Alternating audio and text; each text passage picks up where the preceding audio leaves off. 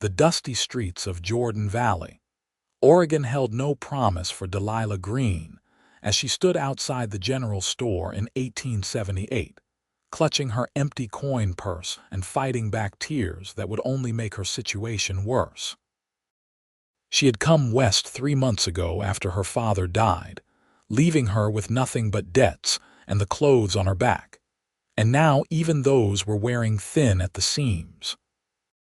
The store owner had just turned her away when she asked for credit to buy flour and beans, his eyes cold as he told her that charity was for churches, not businesses. She knew what she looked like, her brown hair pulled back in a simple bun, her dress faded from too many washings, her face plain and unremarkable without a trace of the beauty that might have convinced a man to take pity on her. She took a deep breath and started walking toward the edge of town, where she had been staying in an abandoned shed behind the livery stable, trying to figure out how she would eat for the next week. The proprietor had let her sleep there out of kindness, but that kindness did not extend to meals. She had been taking in mending and washing when she could find it, but work was scarce, and the other women in town viewed her with suspicion. A single woman with no family was always suspect. "Miss Greene," a voice called out, and she turned to see Wade Winters approaching her, his boots kicking up small clouds of dust with each step. She knew him by reputation, a cowboy who worked the large ranch 5 miles outside of town, a man who kept to himself mostly but had always nodded politely when their paths crossed. He was tall, with sun-darkened skin and brown hair that needed cutting, his blue eyes sharp but not unkind. She guessed him to be about 25, just a few years older than her own 22 years. "Mr. Winters," she said, her voice steady despite her embarrassment at being caught in such obvious distress. "I could not help but overhear what happened in the store," he said, stopping a respectful distance from her. "I know it is not my place, but I have some supplies I could spare if you would accept them." "I cannot take charity," she said automatically, the words bitter on her tongue even as her stomach cramped with hunger. "I will find work and earn my way." "It would not be charity," he said quickly. "The truth is, I am in need of someone who can cook and mend. I live in the bunkhouse at the ranch, but the boss has given me use of an old cabin on the property. I have been meaning to fix it up and move in, but I cannot cook worth a damn, and my clothes are falling apart. If you would be willing to work for room and board plus wages, the job is yours." She studied his face, looking for the trap, for the ulterior motive that experience had taught her to expect from men who made generous offers to desperate women. But his expression was open, honest, and she realized she had no choice but to trust him or starve. "What wages?" she asked. $10 a month, plus the cabin to yourself and all the food you need," he said. "I would stay in the bunkhouse as I do now. The cabin is small but sound, and I would fix anything that needs fixing." $10 was generous, more than she could hope to make taking in washing and mending in town. "Why would you offer this to me?" she asked. "You do not know me." "I know you have been doing your best to get by since you came to town," he said. "I know you have never asked for something you did not earn. That is enough for me to know."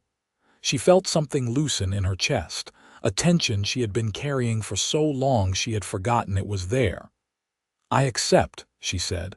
"When would you like me to start?" "How about right now?" he said. "I can take you to get your things and we can ride out to the ranch before dark."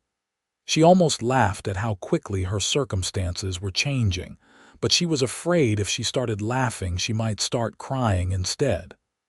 "I do not have much to collect," she said. "Just a bag with my other dress and a few personal items." "Then let us get them," he said, and offered her his arm with the courtesy of a gentleman escorting a lady, not a cowboy helping a desperate woman.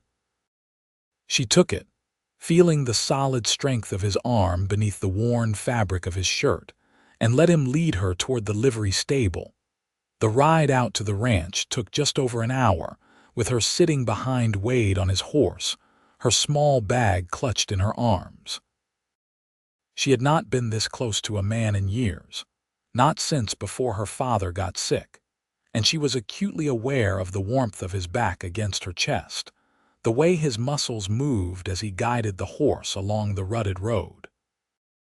He did not try to make conversation, for which she was grateful, and she used the time to study the landscape, the rolling hills covered in sagebrush and grass, the distant mountains still topped with snow even in June. The ranch was larger than she had expected, with a sprawling main house, several barns and corrals, and a long bunkhouse set back from the main buildings.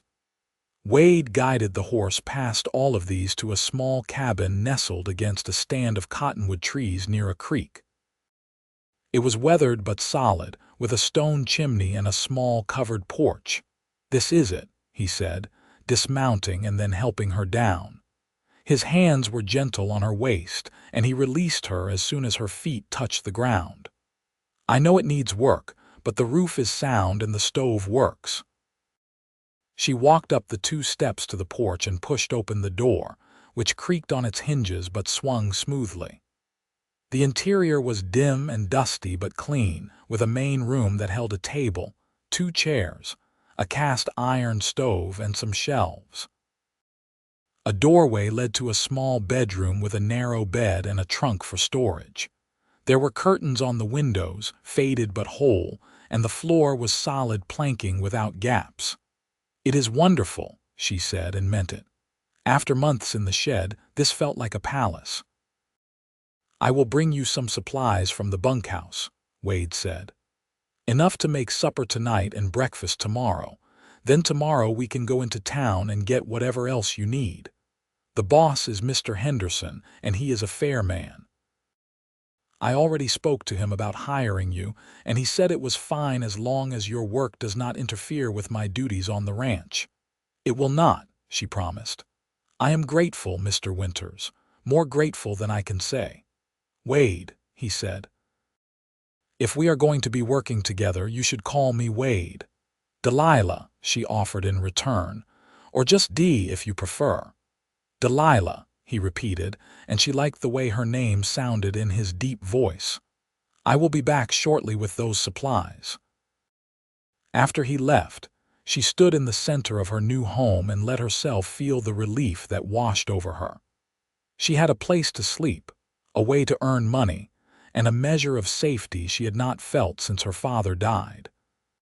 She sent up a silent prayer of thanks, and then set to work sweeping out the dust and opening the windows to let in fresh air. Wade returned with his arms full of provisions: flour and beans and bacon and coffee, dried apples and a jar of jam, a loaf of bread wrapped in cloth. He made 2 more trips, bringing blankets and sheets for the bed, a lantern and oil, a basin and pitcher for washing. On his final trip, he carried a crate of vegetables from the ranch garden, potatoes and onions and carrots, and a cut of beef wrapped in paper. "This is too much," she protested as he set everything on the table. "I only need simple things." "You need to eat proper meals," he said firmly, "and so do I. I have been living on whatever the bunkhouse cook throws together, and that man could burn water. I am looking forward to real food." She laughed despite herself.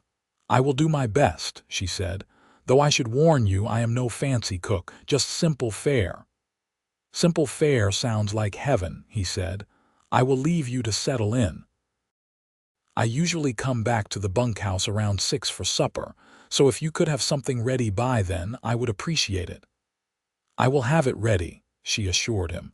He nodded and headed for the door, then paused and turned back. "Delilah, I want you to know that you are safe here. I meant what I said about staying in the bunkhouse. You have your space and I have mine. If any of the other ranch hands give you trouble, you tell me right away." "Thank you," she said, touched by his consideration. "I will." After he left, she set to work preparing supper, her hands moving automatically through the familiar tasks of cooking. She made a beef stew with the vegetables, using the cast iron pot she found hanging by the stove, and baked biscuits using the sourdough starter she found in a crock on the shelf. By the time 6 o'clock arrived, the cabin smelled of good food, and she had the table set with 2 plates and cups. Wade arrived exactly on time, his hair wet from washing at the pump and his face scrubbed clean. He stopped in the doorway and just looked at the table for a moment, and she saw something flicker across his face, an expression she could not quite read.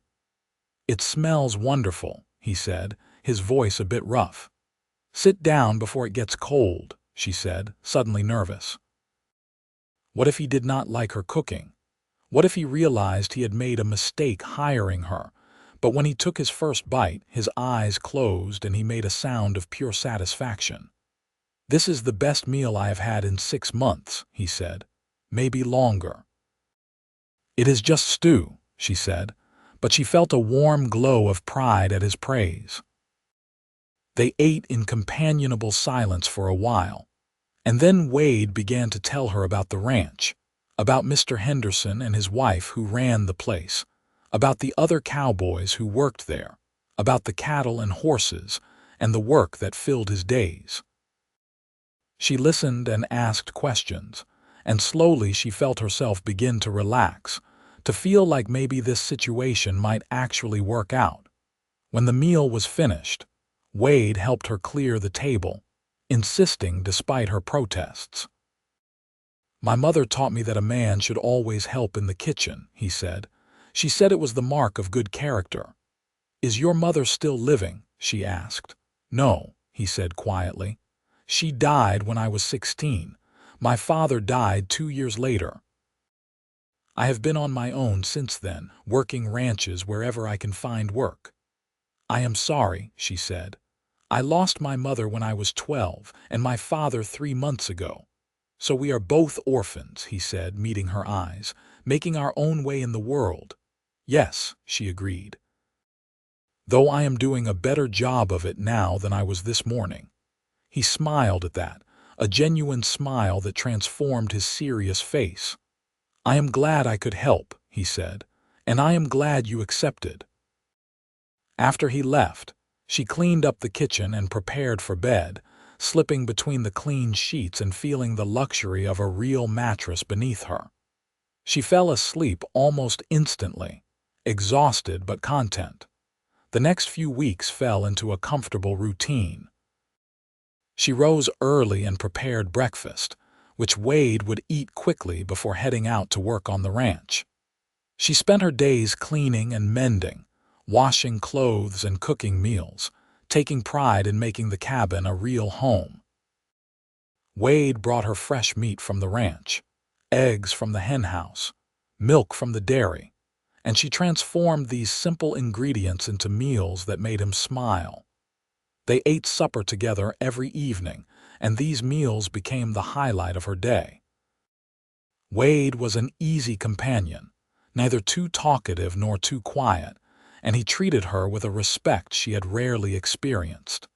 He never made her feel like a servant, but rather like a partner in their arrangement. He fixed the squeaky door hinge and replaced some rotted boards on the porch. He brought her wildflowers he found while riding the range, claiming they were just weeds but presenting them to her with shy pleasure when she exclaimed over their beauty.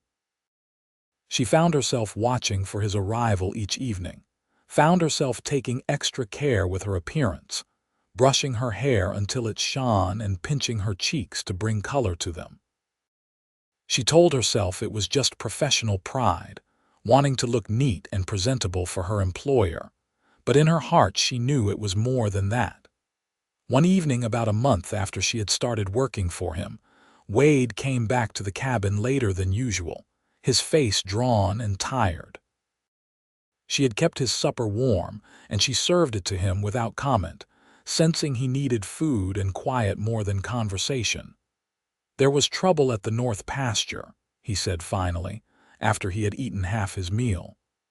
Someone cut the fence and drove off about 20 head of cattle. Mr. Henderson is furious, and rightly so. That is a significant loss. Did you see who did it? She asked. No, but we tracked them for a while before we lost the trail in the rocks. It was professional work, not just some drifters taking advantage of opportunity. Mr. Henderson has sent word to the marshal, but I doubt much will come of it. I am sorry, she said. That must have been a hard day. It was, he admitted. But coming back here to a clean home and good food and pleasant company, that makes it better. You have no idea what a difference you have made, Delilah. She felt her cheeks warm at the compliment. I am just doing what you hired me to do, she said. No, he said, shaking his head. You are doing much more than that. You have made this cabin a home. You have given me something to look forward to at the end of a long day. That is worth more than cooking and mending. She did not know what to say to that, so she rose and busied herself making coffee, her hands trembling slightly as she poured the grounds into the pot. When she brought him a cup, he wrapped his hands around it and looked up at her with an expression that made her breath catch. Delilah, I need to tell you something, he said, and I hope it will not make things awkward between us. What is it? She asked, sitting down across from him. I have developed feelings for you, he said simply. Real feelings. I know that complicates our arrangement, and if you want me to just remain your employer and nothing more, I will respect that. But I could not be honest with myself if I did not tell you the truth. Her heart was pounding so hard she was sure he must be able to hear it. I have feelings for you as well, she said quietly. I have been trying to ignore them, telling myself it was inappropriate, but the truth is I think about you all day long. I watch for you to come home. I take pleasure in doing things I know will make you happy. He set down his coffee cup and reached across the table to take her hand. His palm was rough with calluses, warm and strong, and his touch sent a shiver through her. I do not have much to offer you, he said.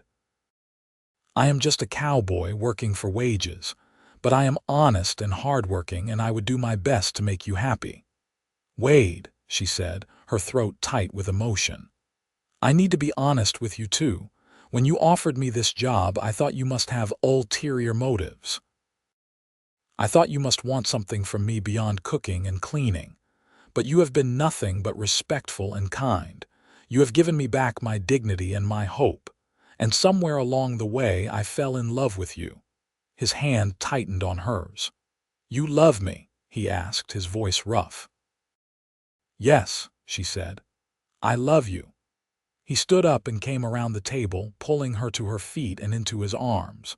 For a moment they just stood there, holding each other, and then he tilted her face up and kissed her with a tenderness that brought tears to her eyes. I love you too, he said against her lips. I think I started falling in love with you that first day in town, when you stood so proud and brave even though you had nothing. I have never met anyone as strong as you. I do not feel strong, she admitted. Most of the time I feel plain and poor, like I have nothing to offer anyone. He pulled back and cupped her face in his hands, his thumbs stroking her cheeks. You are exactly enough, he said with quiet intensity. You are everything I need and more. Do not ever think otherwise. The words broke something open inside her, some tight knot of pain and shame she had been carrying for so long she had forgotten it was there. Tears spilled down her cheeks, and he kissed them away, murmuring soft words of comfort and love. That night he stayed late, sitting with her on the porch steps and talking about their pasts, their dreams, their hopes for the future. He told her about growing up on a small farm in Kansas, about learning to ride and rope from his father, about the grief of losing his parents and the hard years that followed. She told him about her childhood in Missouri, about her father's long illness and the debts that had accumulated, about the shame of losing their home and the desperate journey west. I want to marry you, he said, as the moon rose over the mountains. I know it is fast, but I am certain. "Are you certain?" "Yes," she said without hesitation. "I am certain." "Then let us go into town tomorrow and find the preacher," he said. "I do not want to wait. I want you to be my wife properly and legally, so no one can ever say you are anything less than that." "Tomorrow," she agreed, and kissed him again, marveling at how quickly her life had changed, how a chance encounter outside a general store had led to this moment of pure happiness. They were married the next day in a simple ceremony at the small church in Jordan Valley, with Mr. and Mrs. Henderson standing as witnesses. Delilah wore her best dress, which Mrs. Henderson had helped her alter and freshen with new ribbon trim, and Wade wore his Sunday clothes, his hair neatly combed and his face shaved smooth. The preacher pronounced them man and wife, and Wade kissed her in front of God and the Hendersons with a joy that made everyone smile. Mr. Henderson gave Wade the rest of the day off, and they rode back to the cabin in the golden afternoon light, Wade's arms around her as she sat in front of him on the horse this time, her back against his chest and his chin resting on the top of her head. "I cannot believe this is real," she said. "Yesterday I was alone in the world, and today I am a married woman." "It is real," he assured her. "You are my wife, Delilah Winters, and I am going to spend every day for the rest of my life making sure you never regret it." "I could never regret it," she said, covering his hands with hers. "You saved my life, Wade, in every way that matters." "You saved mine, too," he said. "I was just going through the motions before you came along, working and sleeping and working again. Now I have a reason to come home. I have a future to build." When they reached the cabin, he insisted on carrying her over the threshold, making her laugh as he maneuvered through the doorway without bumping her head. He set her down gently in the middle of the room and then just looked at her, his expression so full of love and wonder that she felt her eyes sting with tears. "You are so beautiful," he said. "I know you do not think so, but you are. When you smile, your whole face lights up. When you laugh, it is like music. When you look at me the way you are looking at me right now, I feel like the richest man in the world." "I am plain and poor," she said, the old words automatic, the old shame trying to surface. He stepped closer and touched her cheek, his fingers gentle. "You are exactly enough," he said firmly, "and I am going to spend the rest of our lives proving it to you." Their wedding night was tender and sweet, Wade taking his time to show her with touches and kisses how much he loved her, how precious she was to him. She had been nervous, knowing so little about what happened between a husband and wife, but he was patient and gentle, making sure she felt safe and cherished. When they finally came together, it felt like the most natural thing in the world, like they had been made to fit together this way. Afterwards they lay tangled in the sheets, her head on his chest and his fingers trailing through her loose hair. "I never knew I could feel like this," she admitted. "So completely happy." "Neither did I," he said, "but I could get used to it." They both laughed, and then he pulled the blanket up over them and held her close as they drifted off to sleep. The next few months were the happiest of Delilah's life. She threw herself into making their home comfortable and welcoming, sewing new curtains and a colorful quilt for their bed, planting a small garden beside the cabin with vegetables and herbs and flowers. Wade built her a proper clothesline and a bench for the porch, and together they painted the cabin's trim a cheerful blue that made it stand out against the cottonwood trees. She got to know the other people on the ranch, particularly Mrs. Henderson, who became something of a friend and mentor. The older woman taught her how to make preserves and pickles, how to render lard and make soap, all the skills a ranch wife needed. She also quietly gave Delilah some of her own clothes that no longer fit, good quality dresses and skirts that Delilah altered to fit her smaller frame. Wade prospered at his work, his dedication and skill earning him more responsibility and a raise in wages. Mr. Henderson talked about eventually making him foreman, and Wade came home glowing with pride at the recognition. He began to talk about the future, about maybe someday having their own small ranch, raising cattle and horses and children. The mention of children both thrilled and terrified Delilah. She wanted Wade's children desperately, wanted to give him the family he deserved, but she worried about childbirth, about whether she would be a good mother, about whether they could afford to raise children on their modest income. Wade sensed her worry and addressed it one evening as they sat on the porch watching the sunset. "I know you are concerned about having babies," he said, taking her hand. "But I want you to know that whether we have children or not, you are enough for me. If God blesses us with little ones, I will be overjoyed. If not, I will still be the happiest man alive because I have you. I want your children," she said softly. "I want to see your eyes in a little boy's face, want to hold a daughter with your smile.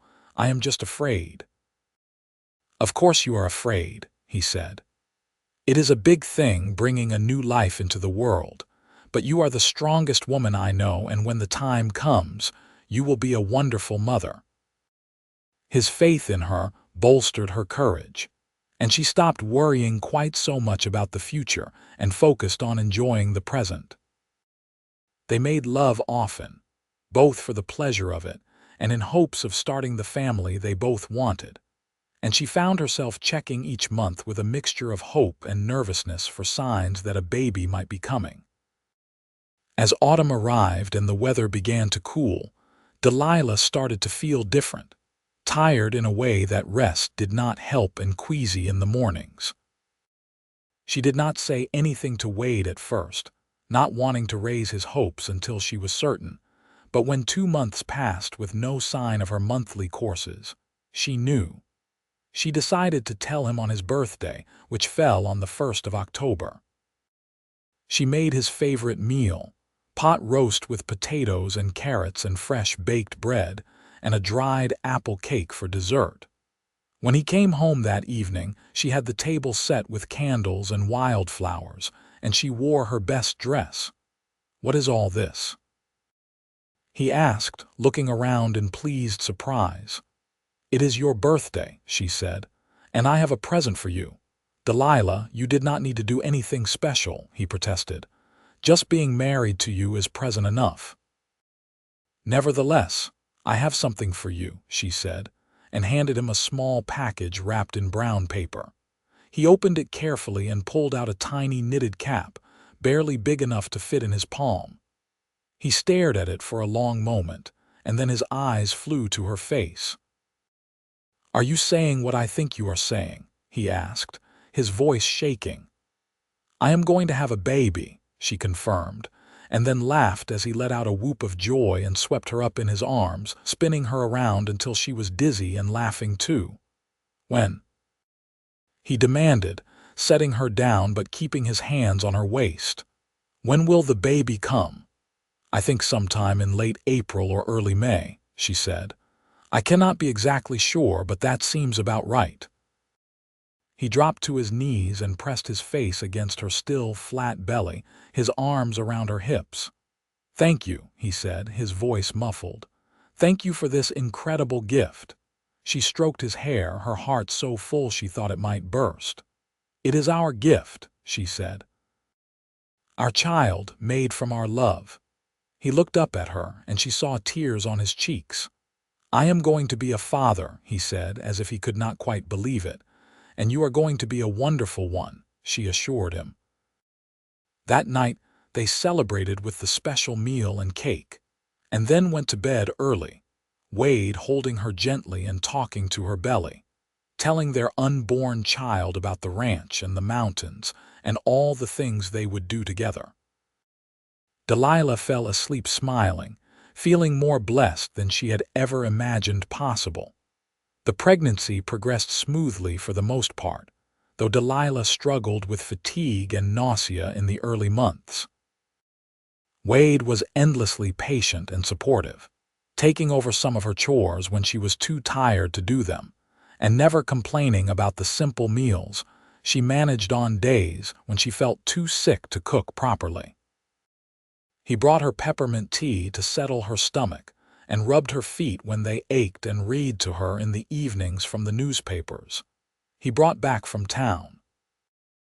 As winter set in and snow covered the ground, Delilah found herself housebound more often, the cold and slippery conditions making it difficult to venture far from the cabin.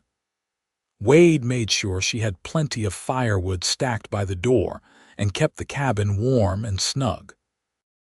On his days off, he would take her for short rides on the horse, wrapped in blankets, so she could get some fresh air and sunshine.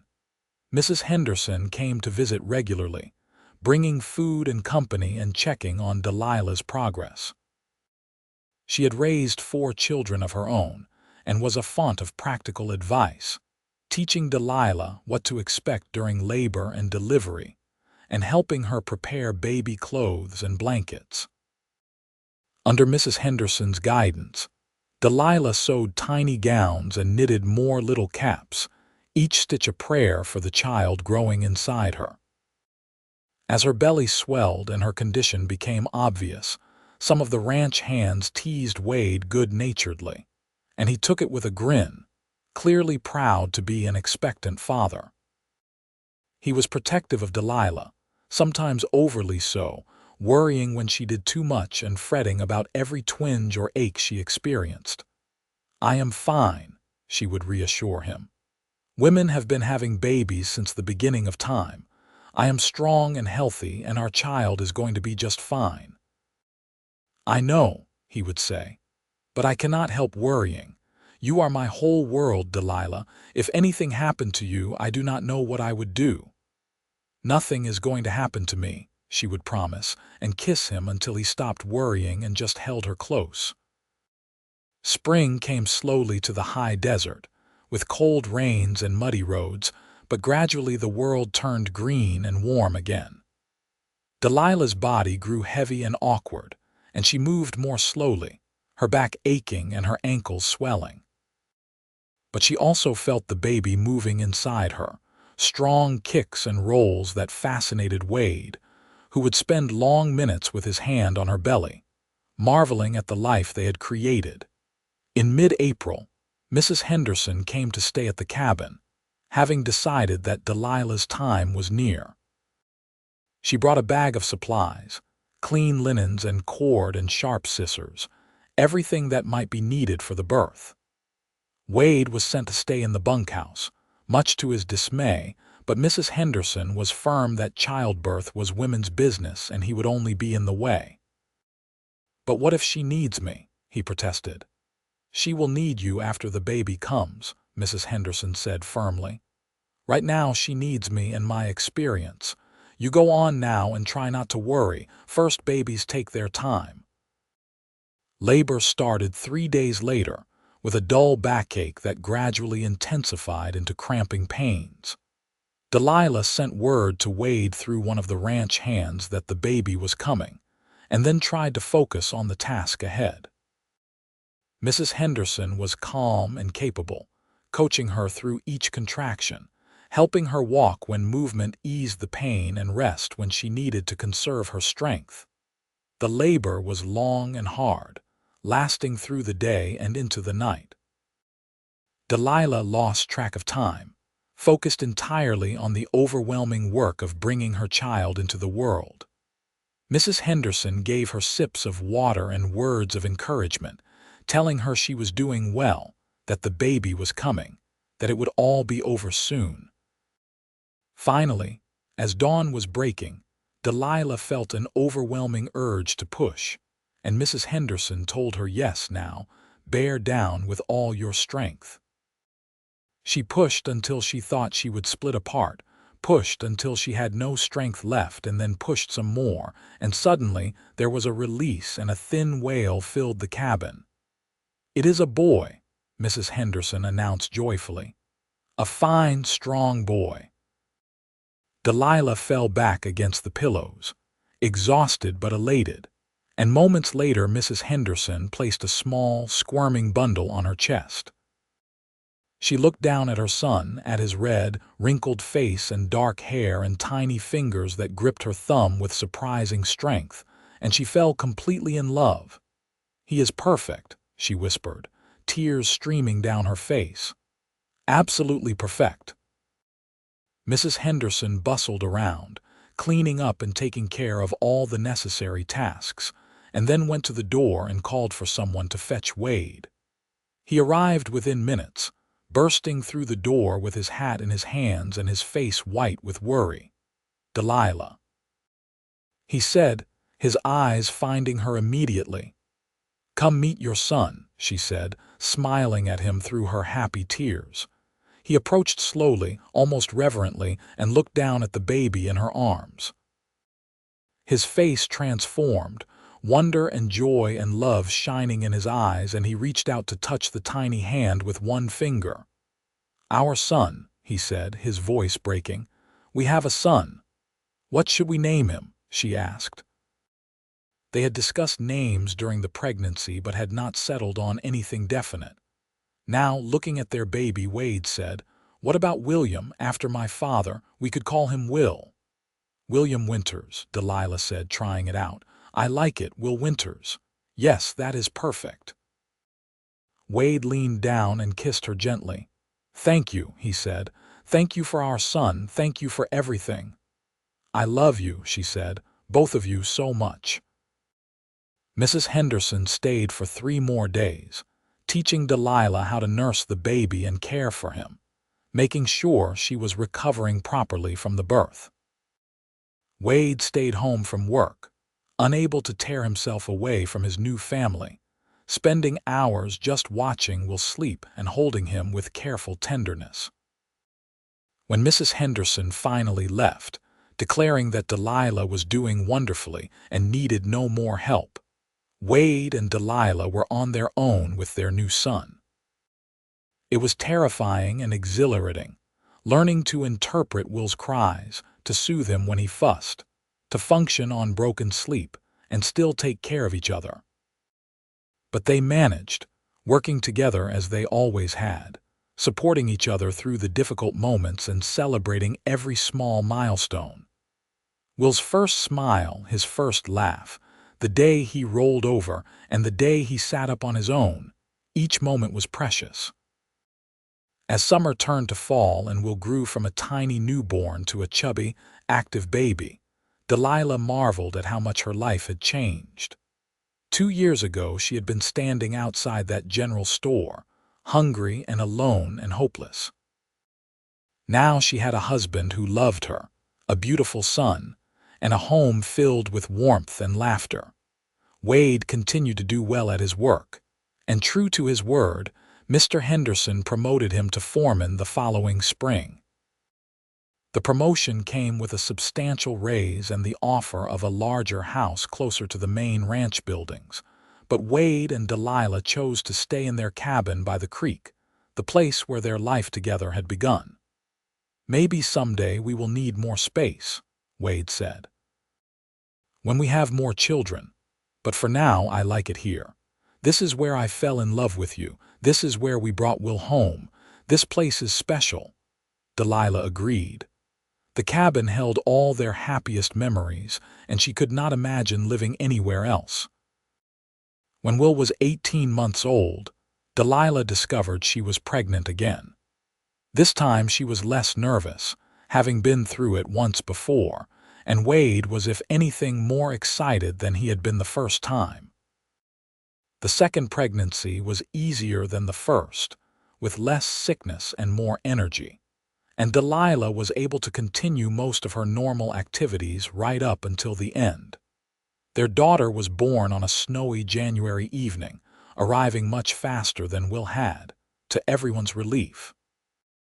Wade was actually present for this birth, having refused to leave despite Mrs. Henderson's protestations, and he held Delilah's hand through the final pushes, his eyes never leaving her face.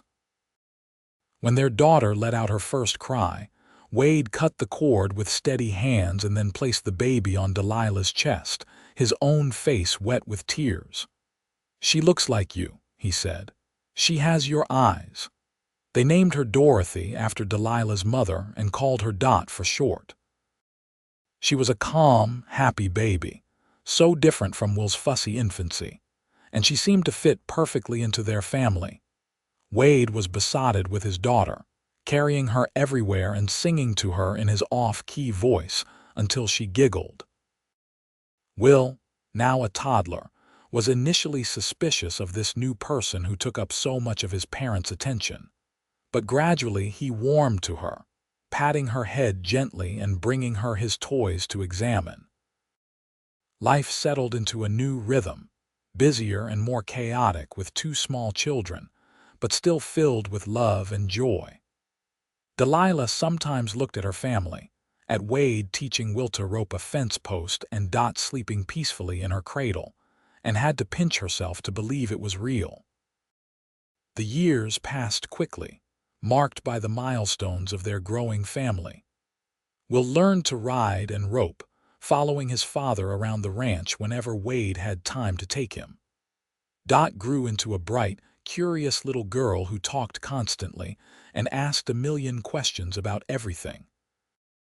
Wade and Delilah added two more children to their family, another son named David, and then several years later a surprise baby girl they named Deanna. And the cabin that had once seemed spacious became decidedly snug. True to his word, Wade saved every penny he could spare, planning for the day when they could have their own ranch. Mr. Henderson, who had grown older and was thinking about retirement, eventually offered to sell Wade a section of land on the edge of the ranch property, a good piece with water and grass and room to grow. Wade accepted gratefully, and they made plans to build a larger house where their growing family would have more space. But even as they prepared to move to a new house, Delilah insisted they keep the cabin. "This is where we started," she said. "This is where you told me I was exactly enough. I never want to forget that." "I will never let you forget it," Wade promised. "Every single day I will remind you that you are exactly enough, that you are everything." The day they moved into the new house was bittersweet, leaving behind the cabin that held so many memories. But Delilah filled the new house with love and laughter, making it a home as she had the cabin, and Wade proved that his love for her was not tied to any place but existed wherever they were together. On their 10th anniversary, Wade surprised her by taking her back to the cabin for an evening alone, their oldest children watching the younger ones at the new house. He had cleaned the cabin and lit candles, and he had brought food for a simple supper, just the two of them like in the early days. "I wanted to remind you," he said as they sat at the old table, "of where we began, of the day I saw you outside that store and knew I wanted to know you better, of the day you came here and made this place a home, of the day I told you I loved you and you said you loved me too." "I remember all of it," she said softly, "every moment." "Do you remember what you said to me once?" he asked. "About being plain and poor?" "Yes," she said, a little embarrassed by the memory. He reached across the table and took her hand. "I want you to know that you have never been plain to me. From the first moment I saw you, I thought you were beautiful.